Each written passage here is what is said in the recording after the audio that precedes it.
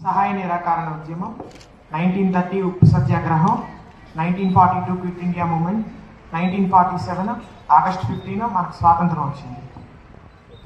ఇంకా నువ్వు స్వాతంత్రం గురించి నీ ఓరుగా చెప్తా. 1930లో మ్యాక్సిమం మన స్వాతంత్ర ఉద్యమానికి ఉమెన్స్ అలానే వేరే మతం వాళ్ళు లైక్ ముస్లిమ్స్, క్రిస్టియన్స్ బాగా పాల్పడ్డారు.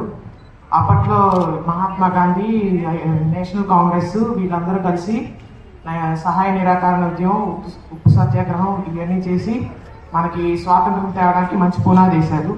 కానీ అప్పట్లో ఈ ఉద్యమాలు సంవత్సరం వరకే నడిచేవి, అంతకు మించి ఎక్కువ కాలం నడవలేదు.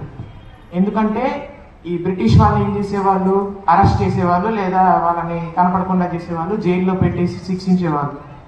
గాంధీవాదం ఏమో అహింసావాదం. ఈ హింస చేయడం చూసి గాంధీకి నచ్చదు.